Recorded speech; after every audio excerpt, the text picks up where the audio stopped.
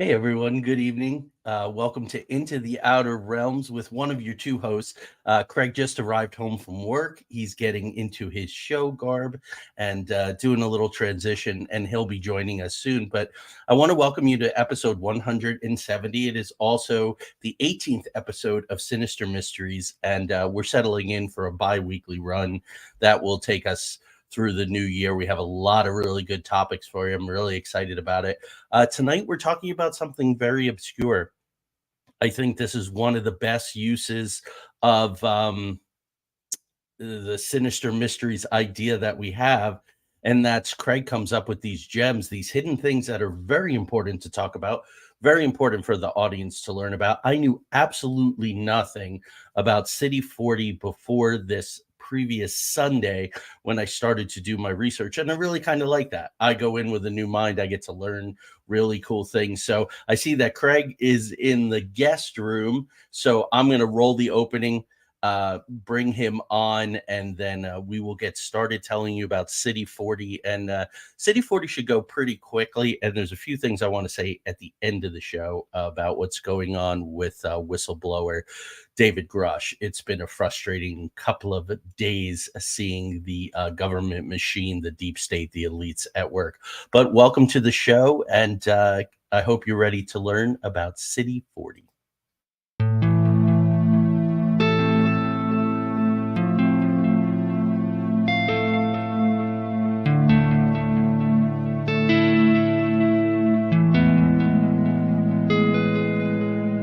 There exists a realm beyond our wildest dreams, a realm beyond reality that the gatekeepers and guardians have always told us consists of nothing but tricks of the eye, weather balloons, swamp gas, sand cranes, fairy tale myths of monsters, crackpot conspiracy theories, and desperate cries for attention. We know this realm exists, and it's just beyond the horizon. The preset path, the well-worn walkways where the cynics want us to stay.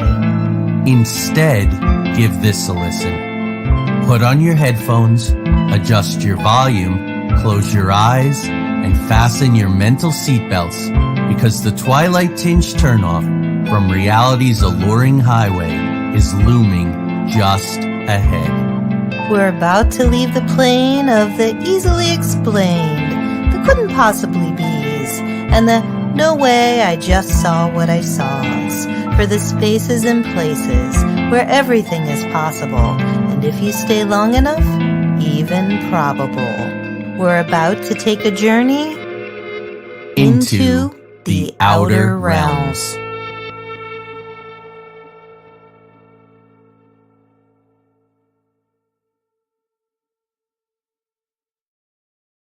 And here he is as promised. Good evening, sir.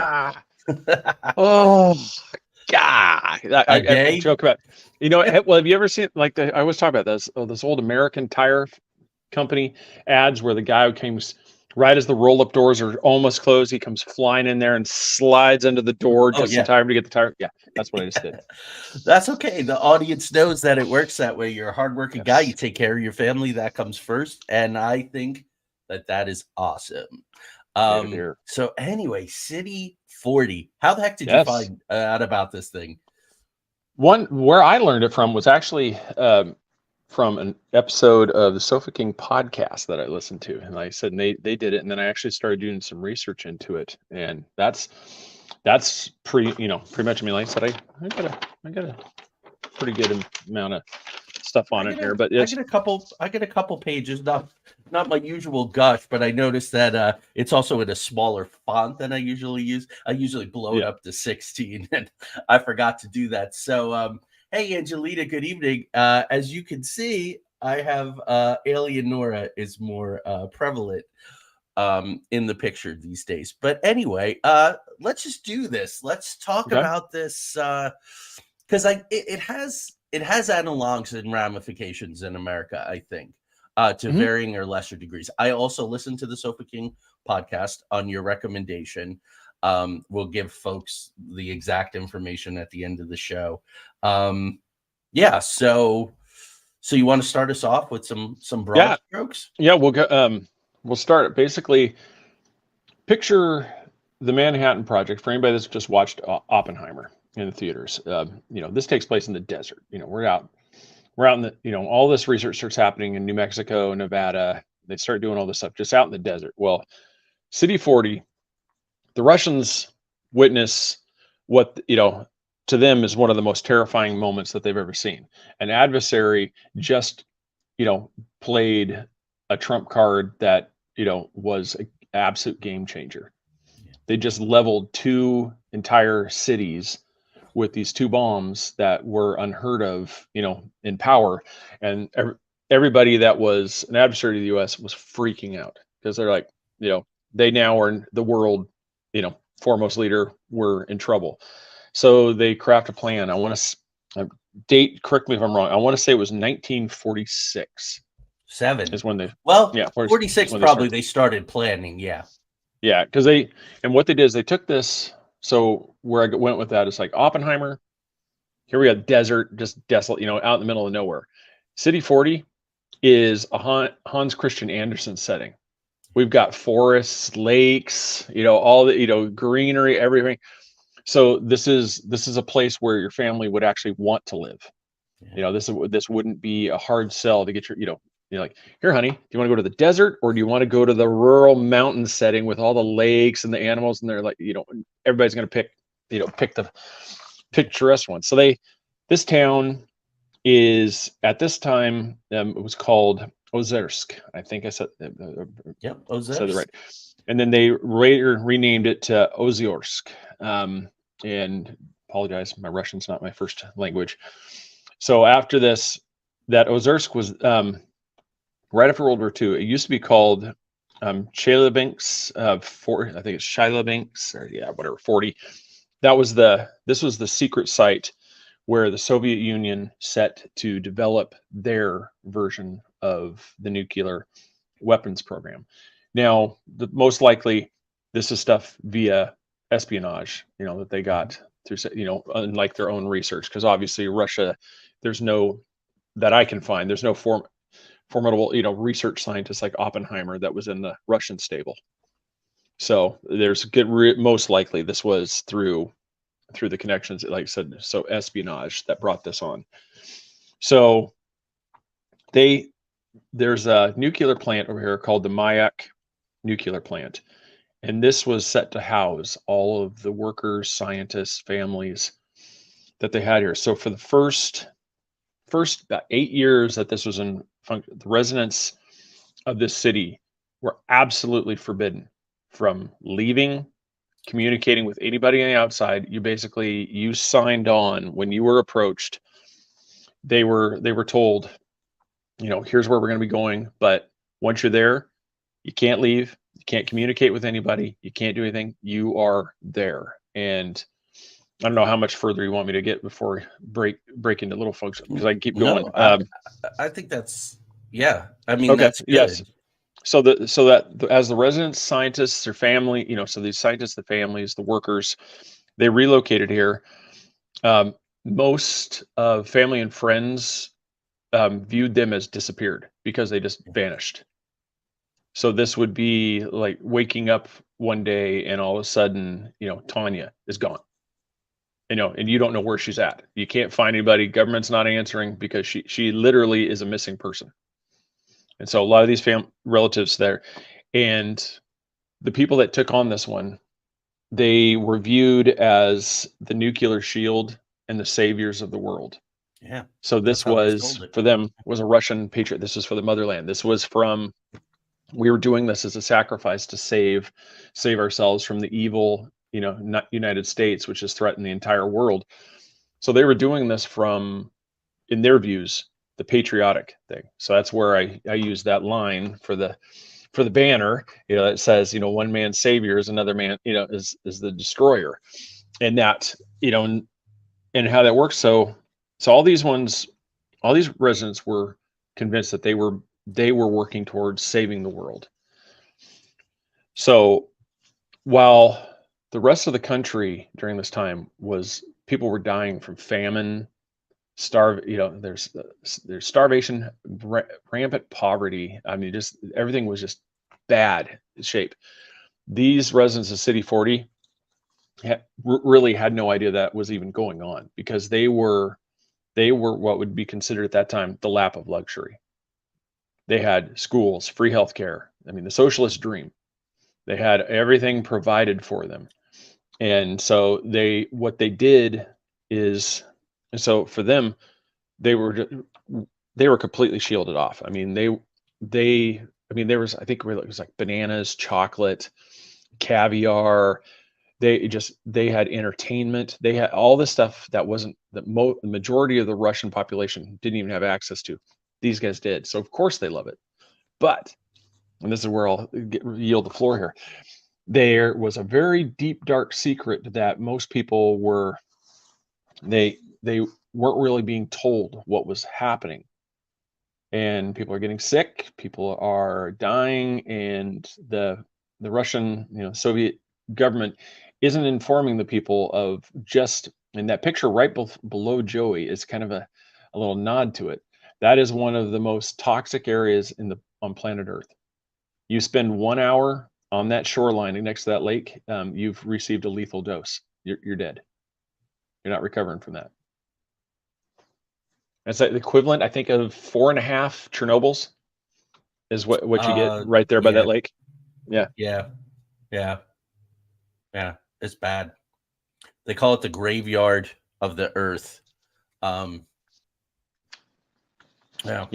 they've got extreme exposure to radiation at this place. I mean, so people are, we can bring, you can bring up the horrific photos, there's one that's passed around. I mean, the Russian guy standing there next to his wife, he looks like Juggernaut from the Marvel comics. I mean, his head, is probably, almost as wide as his shoulders. I mean, and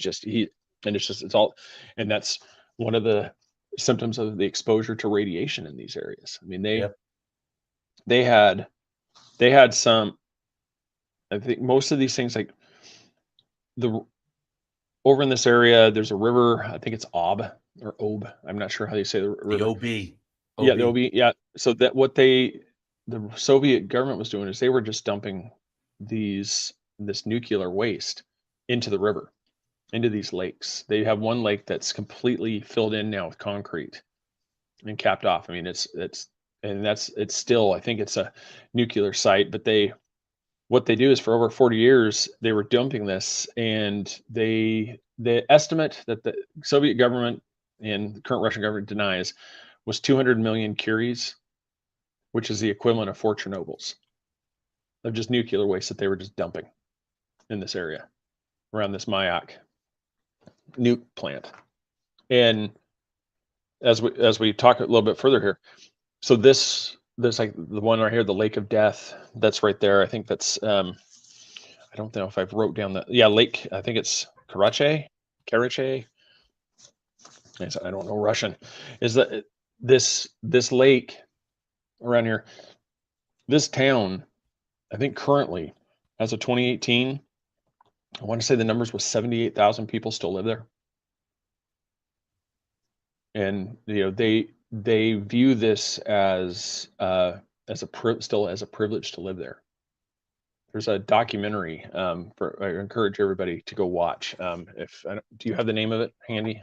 I forgot to write that down. It's just called City 40. Yeah, I think you can find it. You can find it right on YouTube. And so I don't think it's a super long one. I think it was like maybe an hour and a half. Yeah, I mean, there's not that much information. But it was crazy because the guy snuck in there. So a lot of this is covert footage. Yeah, because you're not allowed. Because there's that right below me. That's the sign that's right outside this thing. It's like you are not. Outsiders are still for the most part are not allowed in, and most people won't talk to them because you're viewed as as somebody who's there to disrupt the peace and tranquility of their toxic land. I mean, for lack of better terms. But there we go. Your turn. There you go. Okay, folks, we will see you next week. Yeah, I set the framework. Now we go. There are more details to go over, and I think there's which we'll work in. There's much larger non-data issues. But yeah, it's very fascinating in the Ural Mountains. Charles asked, is it the same Chelyabinsk as the 2013 meteor event? And yes, it is. So good thing that meteor didn't strike that facility. It could have. I mean, we don't. Yeah, landed How would more you tell? in the region. How could you tell at this point? It's already got Well, 4.5 Chernobyls. I mean, what's another 2? Well, I don't think you want to level the actual facilities because they're actually God. active. I think you Yeah. said that. They're Yeah, still that's what I doing said. work Everything is there. still, people are still working there. This isn't something Yeah. like, I mean, look at Chernobyl. This is exclusion zone. This is more toxic than that, and you literally have people living there, Yeah. dying there still. Charles says maybe they did shoot it down. I don't know. Maybe they pulled a little Armageddon thing, pushed it off course or whatnot. Yeah, the facility was kind of infamous. It reminds me a lot, obviously, of what was going on in Nazi Germany, and they were, they found facilities where there was heavy water. They were, it's one of those great mysteries how far the Germans got. Like, we know there were Russian spies in the Manhattan Project. We know there were Nazi spies, but America beat them to it and didn't hesitate when the chance arose to go, look what we have and look what we've done. I mean, real quick, wouldn't that be the best place to put a spy if you're already in a facility where everybody knows that you've got a bunch of Nazis working there that you took from Germany anyway? So it'd be real easy to plug in a spy. Oh, you mean the Manhattan Project? That's prior to Paperclip, though. Yeah, but I'm just, it's like you have these things. It's like, what are these things? Like Nazi spies. I'm like, you're already there. I mean, come on. I'm not completely convinced that there wasn't cooperation, going on. Oh, yeah. The Cold War. Now we're Sorry, in a proxy war I digress with Russia. Now, I don't think it's a digression. I think that's the kind of cool stuff we can talk about tonight, because there isn't that much information about City 40, but I'm going down my list here.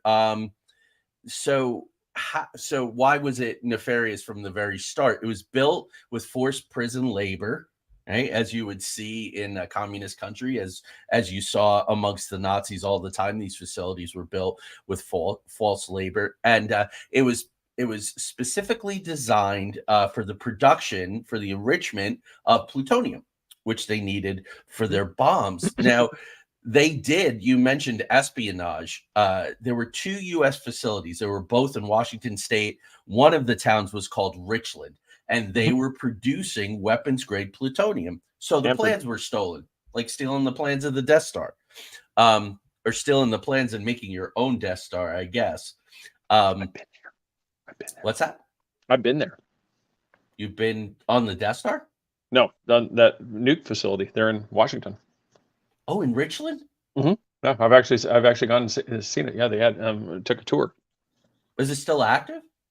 I'd have to look that up and see. I think part of it possibly is still. I mean, they've been doing some stuff, but yeah, I actually, when I was growing up, I actually took a tour there once. That is pretty. Yeah, there's cool. another one of my little side detours.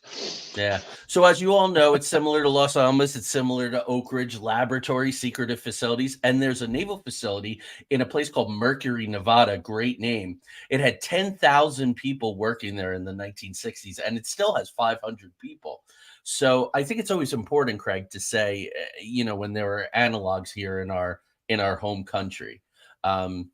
This was one of several closed cities in the Soviet Union, off limits to foreigners, obviously the same way that, Area 51 is currently off limits to U.S. Congress people. So, these places are they're very picky about who goes in and who goes out. And the workers, not only are they exposed to massive amounts of radiation, but they are under constant surveillance from Russian intelligence. So nowadays they are allowed to leave. But I have to wonder, Craig, is it worth it? Is it worth the hassle?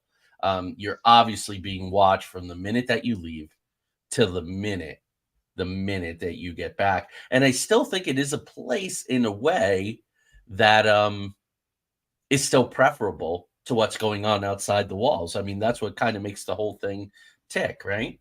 Yeah, well, that's the thing, is even to this day, like when you watch that documentary too, there's people that consider this a town of intellectuals, and they actually want Yeah. to, they actually view it just like be like a university town. I mean, they actually act like there's not a big deal. I mean, it's one of those. I mean, you see all these horror movies, about nuclear accidents and people getting all deformed. I mean, you literally have that out your back window. You can Mhm. just see out there this is occurring.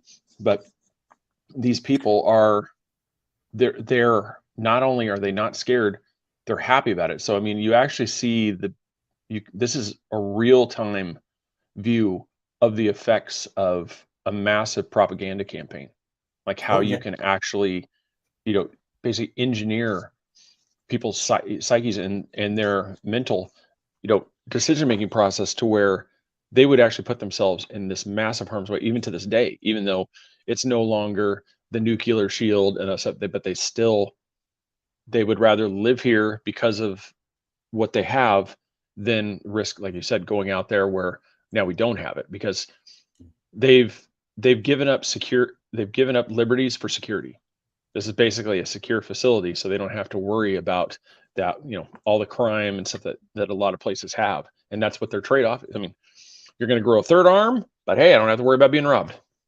No, and you get chocolate, you get bananas, you get Mhm. caviar. There's lots of amenities. There's a big entertainment facility, cultural facilities, a lakeside recreation area. It's supposed to be absolutely stunning today.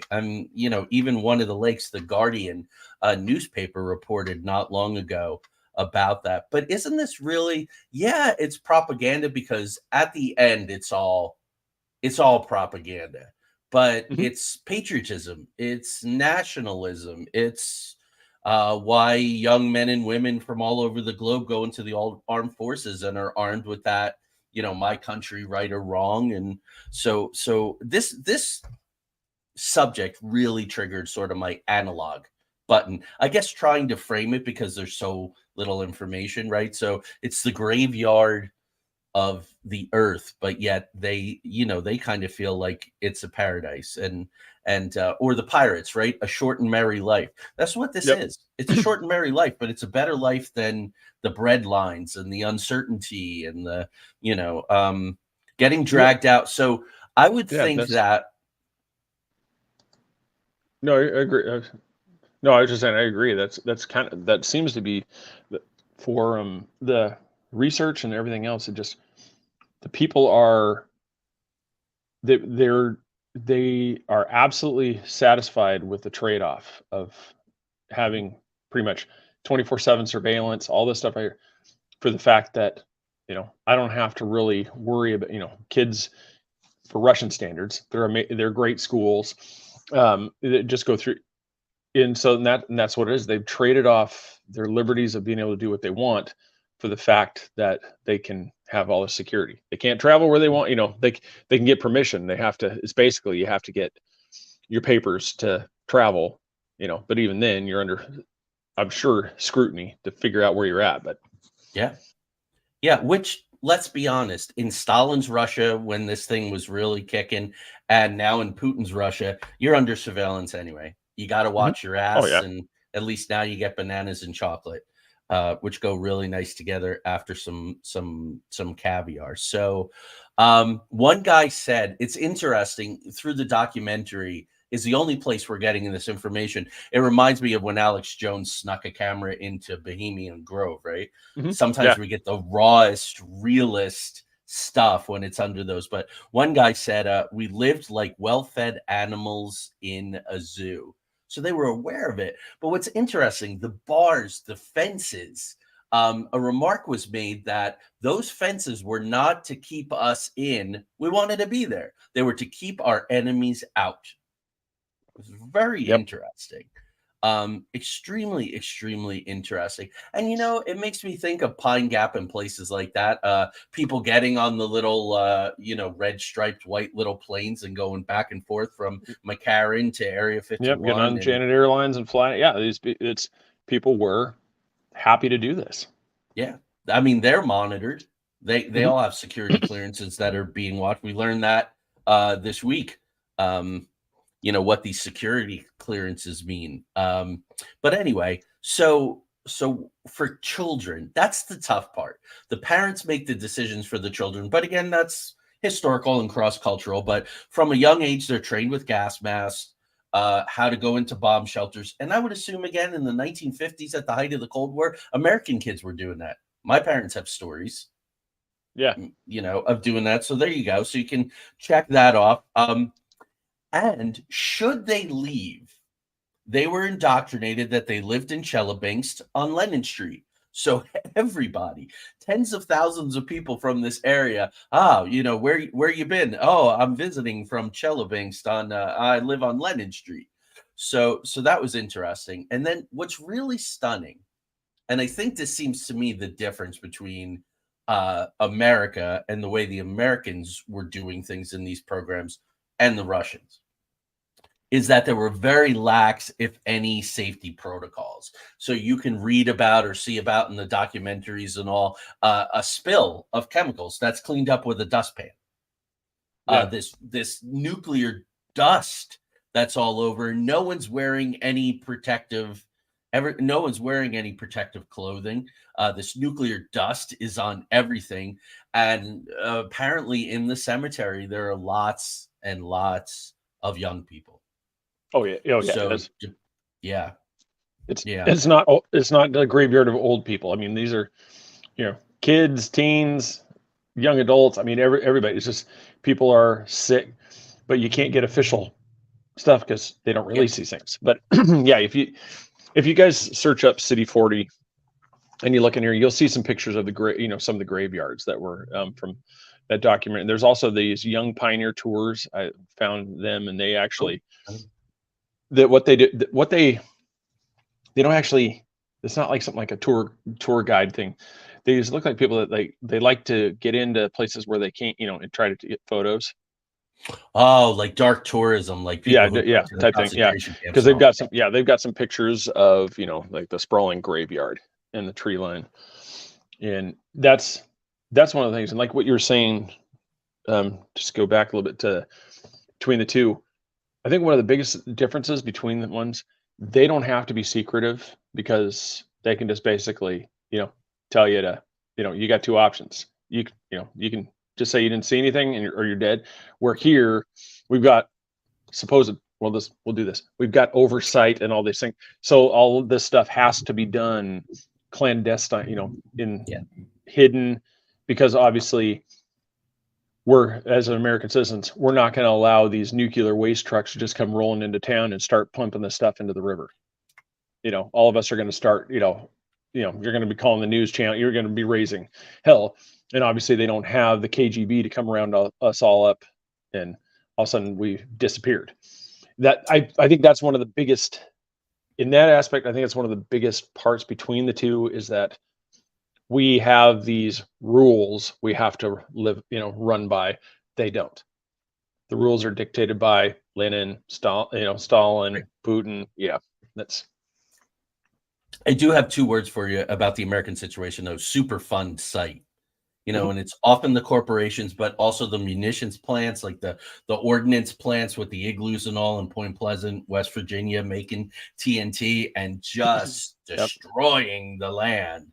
And making it unsafe, and water supplies. But they had permits. Yeah, they had permits. Oh yeah, right. So Charles brings up a good point. Toxicity was secret, and it was, the harm that cigarettes did, and you had doctors going, "Yeah, smoke, it relaxes you, it puts years on your life." Yeah. But enough of that. Do you want to talk about the Kishtim disaster, or shall I? Yeah, we can actually. Brought that up because that's one of those that this was a little known one, because everybody, you talk about a Russian nuclear accident, first thing that's going to come out of people's mouth, Chernobyl. I mean, that's the one that everybody knows about. This Kishtim one took place way before Chernobyl. This was 1957, if I'm not mistaken. September 29th. Did I get that right?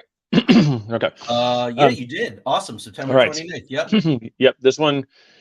There was, this is that same plant that's, as you're noticing, this is all around the same area, this Mayak plant. There was a major disaster that released I mean, way more nuclear, radioactive, no nuclear. It's radioactive material than Chernobyl. And what it was an underground nuclear waste tank exploded. Yeah, And a so, tank full of liquid yeah, nuclear waste, just boom. I think the estimate was thousands of square kilometers that's in the Ural, and it's a mountains area, so this matter was they just covered it up. Yeah, the radioactive cloud was 100 kilometers. Yeah, do 100 not eat kilometers. potatoes, carrots, or anything from this area. I mean, Yeah. it's the vegetables may look pretty, that 14-foot long carrot may seem enticing. Don't eat it. Don't eat it. Yeah, so this is, yeah, like I said, but so this area around this Mayak plant is the most contaminated place on Earth. This is literally, like, if you're into the dark tourism and you want to see disasters, this has got to be your number one destination, because this is something. I mean, that picture behind the comments. I mean, if you were just to think, if you saw that photo at first, you would think that was Yellowstone, like one of the pools. But no, that's the actual color of the lake because of the nuclear waste. And the picture's hard to, I don't think the picture was great, but like right behind Joey, I think is part of that Mayak plant. And so this is the thing. So there's a good chance that this lake got a great start off with this Kishtim disaster. That's what kicked this off. But yeah, it's not only did it just have this massive explosion, release of all this material, it was the way that they covered it. I mean, it literally was hey, I've got this glowing rod, just sweep it under the rug, put a rug over it. It's like, yeah, but the floor is glowing. Just throw, just cover it up, sweep it up. And that's basically what they did. It was literally, they didn't, I think the explosion, I'm looking at my notes here, it was the equivalent of 70 tons of TNT. Yeah, Is it how was violent ridiculous. that explosion was. Yeah, and what was interesting was the cloud rose up and moved on.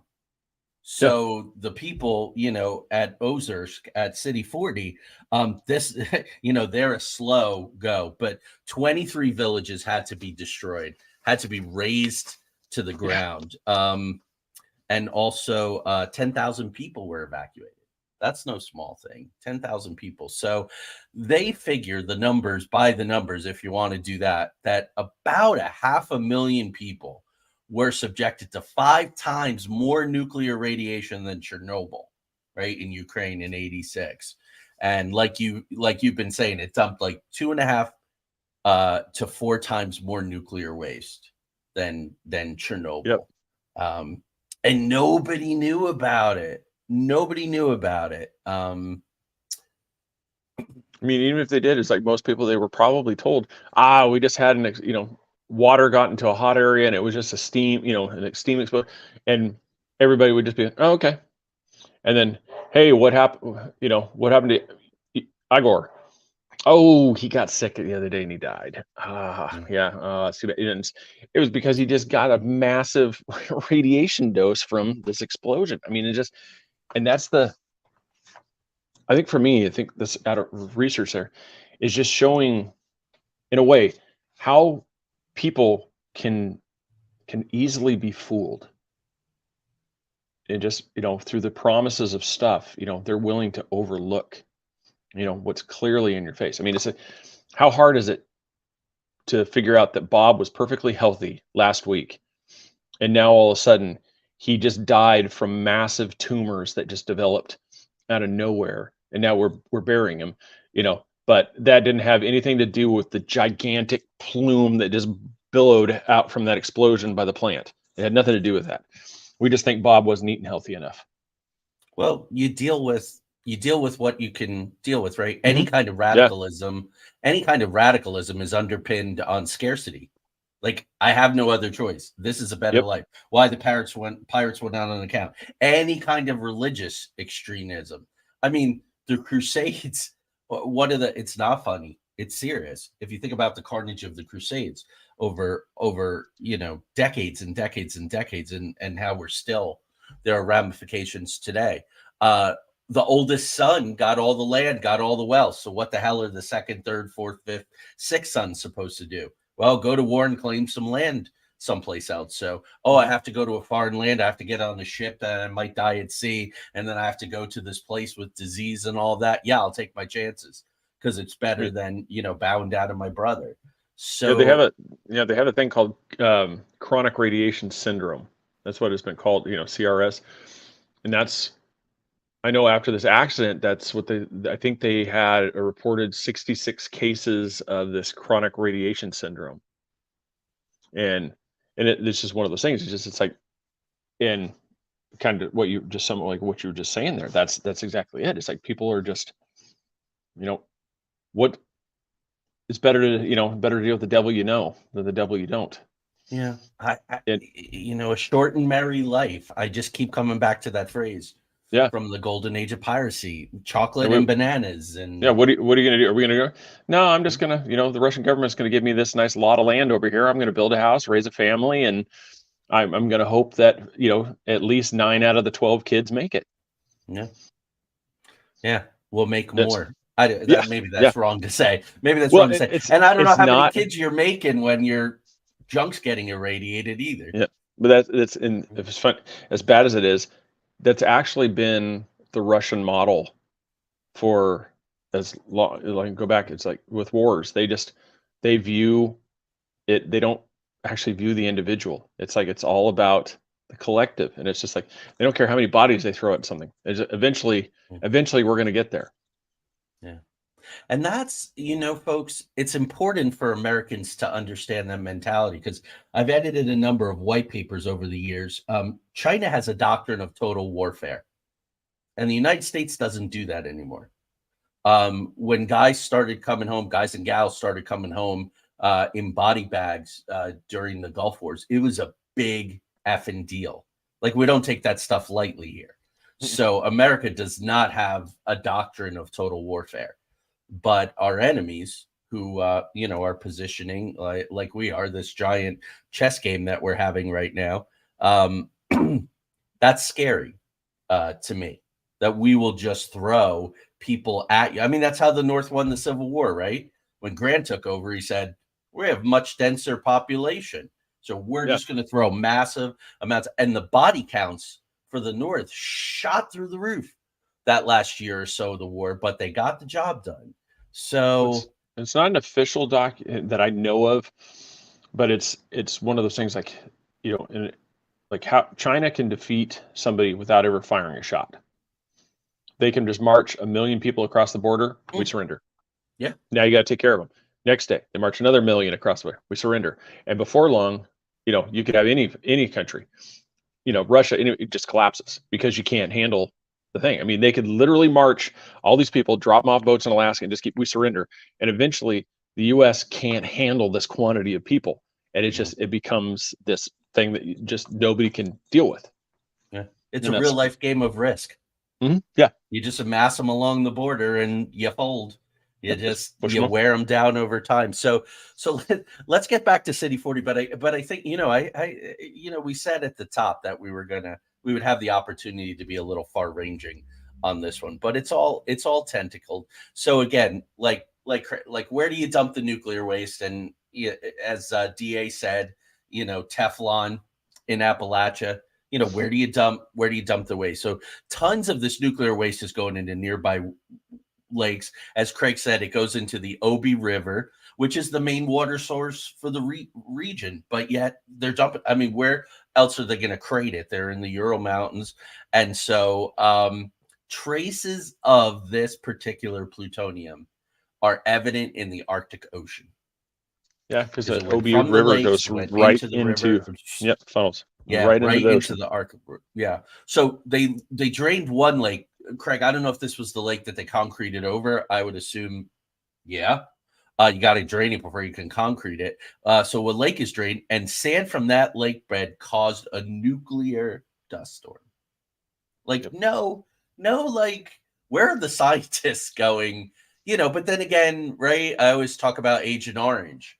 Like, you spray this shit on plants, and the plants freaking die. What do you think happens to the human beings that it goes Yeah, on, that I get right? We're exposed to. we're dealing with that with Roundup, right? So Yeah, Monsanto, I DuPont, would say that they probably didn't care. It was just one of yeah, those long-standing things. Nonetheless, it's like a long list of where the fix is always worse than the problem that they're yeah, fixing. And yeah, and yeah, that's one of these things. They just, yeah, it's just, hey, we're gonna fill this thing. Oh, and crap, like the dust is flying everywhere, and all of a sudden you got that. yeah. It's like a secondary radiation, exposure, and it's like, oh my God, it was just one after another. Yeah. And Here's a little. yeah, Oh, go ahead. I'm sorry. I'm No, sorry. No. no, go ahead. Here's an interesting little tidbit. I didn't know where the hell to put it in my notes, so it's here. So I'm going to say it now. Um, some of that wastewater, that nuclear wastewater, Putin had that put in somebody's tea to kill him, and it took 3 weeks. So he talked during those 3 weeks, which they didn't. You know, yeah, DA is absolutely right. I keep hearing a lot of things that apply to our current situation, and that's what we're trying to do on this show. I don't think, I don't know, Craig. You can disagree with me if you want. What's If it's just a history lesson, it's not worth our time, and it's not worth our audience's time, unless there are applicable things for the current. Like we do interesting things yeah, the Voynich manuscript, right? And the what are they, the Toynbee tiles. But oh I yeah, mean, yeah. for this big history stuff, if it's not applicable, we're gonna do a fun one next 2 weeks, right? The Azorian Project Azorian, Hmm. Yeah, and yeah, Howard and Hughes, the CIA, some of my favorite. yeah, and that's a part of it. Is like I said, I told people, I go, I'm not looking to like TMZ type thing. I'm not. Yeah, It's like, hey, we heard this. No, it's just there's stuff literally from the disclaimer is we have these people that snuck in, did this documentary. That's a majority of this information. We know the yeah, location exists. We know these accidents happened. We know it's the most. These are things that even the Soviet and Russian governments couldn't hide because it doesn't. As technology increases, it's real easy worldwide to detect. If you even let off a small nuclear device, they're yeah, going to be able to. They're going to be able to sense it. So you can't hide this stuff forever. But a lot of these things like death counts, actually people who died, what they've died from, all this stuff, this isn't common knowledge. We can only speculate. All we know is we see the pictures of all the graves. yeah, We know that it's a wide spectrum. It's not like your normal city cemetery where you've got occasional, might have a child here or here, some young adults, and most of it's just, it's Gertie who died, was from 1923 to 2004. You got, but this one, there is a disproportionate number of young to middle adults that have died in this place. So you can clearly tell something's wrong. yeah. But when you talk to everybody, they're all smiles. This is like, oh, I love this city. This is an amazing place. We love being there. Is it because they know they're going to get disappeared if they say something else? But they all talk about how much they love it, and it's really hard to get facts. And that's so in a way, this one we have to take it tongue in cheek, the fact that we don't have all the information, but it's one of those we try to get as much to actually have this stuff fact. And if you Yeah. guys ever catch anything, please let us know. Like I said, we don't have a problem putting on screen saying, hey, I guess we were wrong on that date. I spent No, I spent hours and hours this week trying to pull stuff, and there were a couple of things. So there's a village 20 minutes away, and it has a digital clock. But every Mhm. once in a while, that digital clock changes into a radiation meter. But the problem is the data isn't accurate. So that tells us that something's going on, a village 20 minutes away. There are fruit and vegetable stands to this day where you can buy your produce.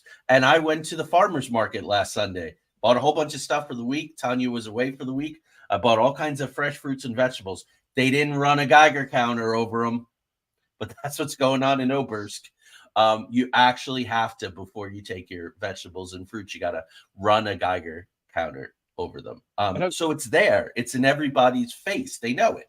Yet the kids are Yeah, skateboarding and, yeah. You literally, like I said, the lake below Joey there, that's right there. Yeah. This isn't something like, hey, if you don't go over the top of that mountain down that road, you're going to encounter this thing. No, it's right at the end of town. Yeah. It's not like this far distance, and that's one of the crazy things. Like people are living there, it's like I don't. Yeah, it's just if you can get a lethal dose standing next to the lake, what's happening to you a couple miles away. Yeah. I mean, you've got people have been just we've got to be just getting sick out of nowhere, and just suddenly just going. And it's like, hey, here's your new comrade. Who's your partner? Why? The other guy. He gave his all for Mother Russia. Yeah. Yeah. So today, what is it? What does it do? Obviously, it's not refining plutonium. So what it's doing is it's refining nuclear fuel from nuclear subs, and as they dismantle warheads. So this is carbon-14, iridium, cobalt, things like this, and they're being repurposed for medical and space exploration. Space exploration is that still like you can hear the Russian anthem, right? Hmm. We're still gonna do it. We're still going to win that space race. So that's a lot. They're figuring that there are 50 tons of plutonium and uranium. I mean, Yeah, that's staggering. yeah. I mean, Absolutely staggering. yeah, just the fact that just a small sample is, produces a massive, lethal, thing. We're talking tons. I mean, it's just. Yeah. I mean, it's amazing that you can't see the glowing ground. Right, It, but according to the Guardian, when they did their review of and I'm going to put the name of the person, Samira Gotchal, was the director who went in and made this documentary. This is a quote from the Guardian, right? The Guardian newspaper. Beautiful lakes, perfumed flowers, and picturesque tree-lined streets, skateboards, jump rope. Ozerk resembles a suburban 1950s American town, like one of those two perfect places depicted in The Twilight Zone. I yeah. found that this morning and I was like, oh my gosh, this is it. That's what it is. It's this big fantasy, and you Hmm. choose to see what you want to see. And to greater lesser degrees, we all do it every day. We do it with our family, we do it with our friends, we do it with our job. We see what we want to see, we process what we can process, and the things that we can't process, we make a decision about. We let them go or we Yep. walk away. And most of us let it, let it go. So again, so the documentary, I'm going to put this here in the chat room, folks. It's called City 40, really easy. And the director is Samira Gotchal. And how this came about, correct me if I'm wrong, Craig, but the people inside desperately wanted the story to be told. Now, probably not Hmm. everybody, but there were enough Yep. people that they managed to bring this person in with a camera and a small crew to do this. Yeah, I'm still. I think you want to talk about ballsy. I mean, just to get it. I mean, that was I think for me was the craziest part was, just how the risk they took to go in here and film. Yeah, Yeah, it's great. and one And of the there's things. go ahead. No, no, no. I was just gonna say before we get too far away, like when we were talking about the plutonium, that's the other part. Like when you were talking about the dust storm, plutonium is most dangerous when you inhale it. Right. So that's the thing. So from the first disaster on up, you've got this. You basically have airborne contamination all over the place, and Right. so there's no reason, why you wouldn't expect to have this massive quantity of, radioactive illnesses and stuff because they basically have got airborne plutonium particles like crazy. Yeah.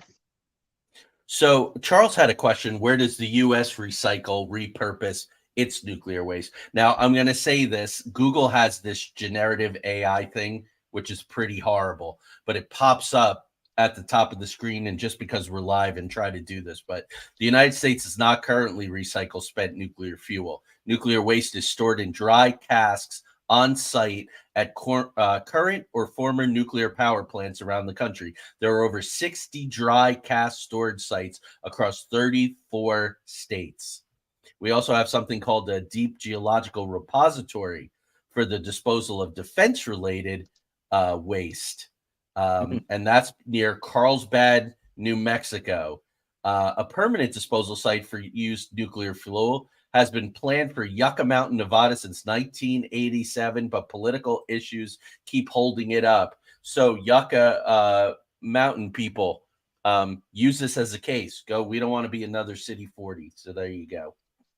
Yeah, I think that's pretty sound information. And I don't even know if I don't even want to say I don't think it'd be possible. I don't even know if you could really pull that off. I mean, maybe there is like just a secret city out there that nobody knows about. Well, S4 it wasn't a city. It was an underground facility. Yeah, facility, like just like this one where there's just an absolute, like a city like this. We're talking set, at that time, I want to say it was like 30 or 40,000 people. Yeah. I don't know. There was that Mercury, Nevada, the nuclear facility. It had 10,000 people in the 60s. And I don't know how secret it was, but in the context of what's going on, I think it was pretty secret. Yeah, probably. Yeah. Yeah. So 10,000 people. So I guess with enough square footage, right? Enough landscape and those people out west, Nevada, New Mexico, Utah, these dump sites, these underground, it's crazy.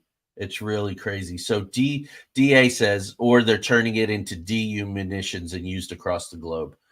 Probably a percentage. Mm-hmm. You have to figure the smart money's on that. Absolutely. Yeah, there's got to be something inherently wrong with you. You're just basically shooting pollution everywhere. It's like these rounds your base. Don't worry about lead poison. That's gonna lead. For the bullets. In the ground. Nah, we're gonna have spent nuclear munitions. It's like, that's so much better. It's effective, but I'm not gonna watch it. Highly effective. Yeah, I'm not going to watch it, but apparently the highest rated documentary in the history of Netflix is on now about the poisoning of our food. The poisoning of the food supply, the things that we're putting into our body. So not Geiger counters over vegetables, but I mean there are degrees. It's good. There are degrees. Yeah, it is a good documentary. Yeah. Oh, you watched it? Yeah. It was. Are you still leading or? Oh well, there. Yeah, I mean, I'm one of those. This is bad for, all this stuff that goes in here, they'll show you under a microscope, all the stuff that's in a hot dog. And as I'm watching it, I'm eating a hot dog. Ooh, I said that looks terrible. Yeah. I mean, I'm not, trust me. I mean, they're going to come out with, sucralose is bad for you. Guess what's in this drink? Yeah, that's right. Those things I reject, but I have an 8-pack of Nathan's hot dogs in my fridge. Yeah. So, you get some of the stuff that there is something about the food supply that we have in the U.S. is completely different over when you go overseas. Mm-hmm. Yeah, like the stuff that's like in Kraft macaroni and cheese, it can't be sold in Europe. Yeah, so because of some of the product. The bread at Subway, right? Yep. Because it was determined to have like a large proportion of sawdust. Yeah, the bread. Yeah, just the stuff that's in these things. You go over and the quality, the food tastes different. And stuff and when you go, because they're not allowed to put this stuff in there. So, what it most likely it goes back to the industrial part where it was just kickbacks for your corporate cronies on how to, how does Dow Chemical make their money? Well, by selling chemicals. Yeah. Well, if I have this food additive that's going to help preserve this loaf of bread, well, now I can create this. Now I can make, these chemicals are, it just goes through the thing. And that was a made up scenario. I don't know if that's true in any shape, way. So blah, blah, blah, blah, blah, blah, blah. There's the disclaimer. There you go. As Charles says, plasticizers and everything disrupt the hormonal systems. That's right. And how do I say, possibly things that we all voluntarily put into our bodies the last several years can do all manner of harm. How is that? That would in a way kind of is kind of a modern take, like how something like City 40 could come about. Mm-hmm. Because these people joined this thing because they were doing this to protect society, to be the saviors of society. That's what a lot of people did over the last 3 years. They did it for this way. It was for protect, and they demonized those that were not on board 100%. Yeah, you You know, demon. and Yeah, that's you demon. exactly, and that's so that's the thing. So I mean, you can see real time. We just did over the last 3 years the value and the inherent danger of propaganda. Yeah. How easily it can be used in people not even realizing that they've been steered a direction. Yeah. Yeah, no, that's absolutely right. And like DA says here, they have also been toying with growing pharmaceuticals on different types of wheat. We all know the crazy Monsanto stuff and the. I'm convinced that that's this GMO stuff is what's behind everybody with this gluten problems. Yeah, that's what Tanya says. She says for going all the way back, people ate wheat and didn't have a problem. It's the additives, it's the manipulations that are causing. Yeah, I mean, I tell everybody all the time, think back to when you're growing up. How many times did you hear one of your old relatives say, "I can't have that roll; it just tears me up"? Yeah, I don't remember ever hearing anybody say, "Oh, I can't have bread. I'm allergic." No, I don't remember it. Everybody was all this stuff. So now, yeah, we could. I think we've talked about it, DA, about doing a show on that all by itself. It's like we definitely could, because absolutely. I can go for a long time about GMOs.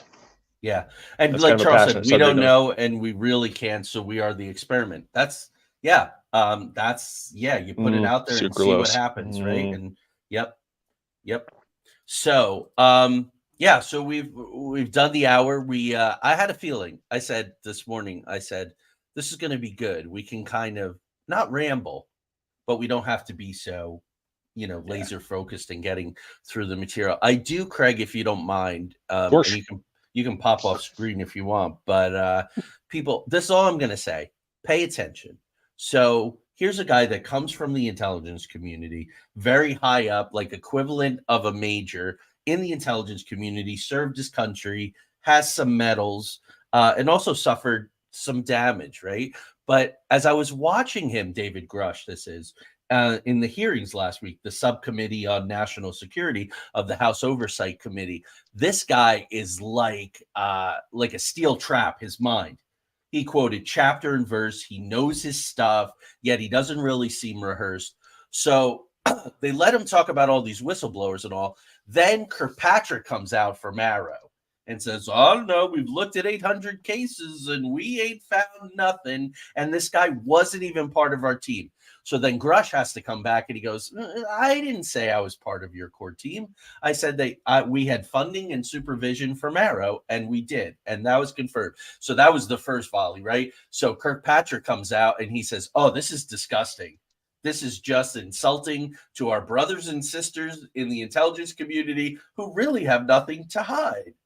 And then the story broke yesterday. And this is chilling because a big thing that I've been talking about with people is why these whistleblowers and why this lax whistleblower legislation that offers all these protections where all these people can come forward, where that was never a thing before. Look what they did to Edward Snowden. Look what they did to, people like that who were whistleblowers classically. This reporter, and it all came out clean in the last couple of days. So I'll give you the whole thing rather than how it unfolded in 48 hours as I was watching. This reporter runs the national security beat. So he's got all kinds of contacts and friends in the Pentagon. And he goes to them and he goes, "Hey, what do you really think of this Grush guy? Got any dirt on him?" Is basically what happened. And they go, "Oh, hell yeah, he's an alcoholic. Oh, he's got PTSD. Oh, he spent time in a mental institution. Yet he got to keep his clearance. How the hell is that possible?" And so he went through a Virginia Freedom of Information Act, and this is pretty interesting, folks, and manages to get records where the police were called for a domestic incident. He had been drinking. He was acting suicidal. His wife, 2 wives. It happened in 2014, 2018. The wives got worried, and they called the police, and they took him to a mental facility. Through FOIA, that can be released to the public. So everybody sitting out there who spent any time in a mental institution, who ever had the police come to their house because they had a few too many beers and said a few too many things or were feeling down or whatnot, that can be weaponized. So, Craig, I find that, I had a little pit in my stomach and regardless of if he's telling the truth or not, the fact that could happen, and the police, when Grush and his lawyers went to the police, they said, we didn't release the information. So they're trying to sort that out. But was it a government leak, or did people go, yeah, I know this guy, reporter person from The Intercept. Here's exactly where you should go and look. That's chilling. That's a cautionary tale to all of us of what could be done to you. Yeah, I don't know. For me, a little bit, I wondered if it was because when that stuff came out, the intentional side of it, to where it would not be the first time that they've ever crafted. His name's failing me. It was from, I think it was in the 90s. He came out and he basically was revealed as a plant. That he was there for the disinformation. Oh, well, there was Richard Doty at the Air Force. There was Bill Moore, who was in ufology. Doty, I think is who it was. So I've wondered if, because it's one of those things where they release the information, there's truth to it, but what you do is then as you come here, everybody starts buying into it, and then you release this stuff that shows, okay, wait, this guy may not be credible. Yeah. So now, okay, I told you that, all right, we've found aliens, we've done this stuff, but then you've got all this dirt on me. So now when people talk, well, what about those aliens that Craig, talked about and said that he saw and he did this stuff? You mean the guy that was picked up on domestics and picked up on, he was a drunk alcoholic and suicidal? Are those the aliens you're talking about? And you're just this crazy guy. Yeah. But you did release information, you got it out there in the ether, but you were also at the same time, which would be a classic thing. Anybody that's watched the X-Files, that's how you do it. The thing goes out there, Exactly. all of a sudden you make the whistleblower look like an absolute crazy. But I've often wondered if maybe this was intentional, but at the same time, I still think, did he actually go out and disclose this at his own peril? There's a good chance of that too. I don't know. Yeah. Oh, it was. I think that it was. You know what's really complicated? If he is lying, he testified to the inspector general. That's, I think, a $10,000 fine or 5 years in prison. So, yeah, we're going to have to watch it carefully. We're going to have to see. It's interesting. Chris Cuomo is like playing like the bad guy on News Nation. Like, I never have liked Chris Cuomo ever. He's a thug. But some of the stuff that he's been saying the past 2 or 3 days is particularly thuggish, playing both sides of the aisle and finding, when he had to come back, Tucker's just letting it all hang out, right? He's got his indie thing. He's hanging with Russell Brand. So where does Chris Cuomo go? He's kind of going, I don't care about little green men or whatever. I think maybe the government's hiding something from us, but let's have some pasta. Let's cash in on it. Yeah, it's been a frustrating 72 hours for me watching, how all of this operates out in the open, and we don't know. We're going to follow every day, guys. I'll keep doing my stuff. So a couple quick things before we let you go. It's Sofa King Podcast, July 11th, 2017, episode 213. I will, these guys aren't like us. They drop the F-bomb every 2 seconds. They make a lot of very colorful jokes.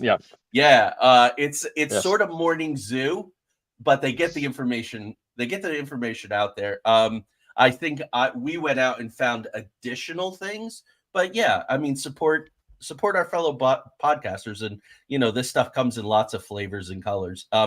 Yeah. I also found too, if you're really into the City 40 thing, there was a novel, historical fiction, that came out in 2020 by Natasha Pulley, and it's called The Half-Life of Valerie Kay.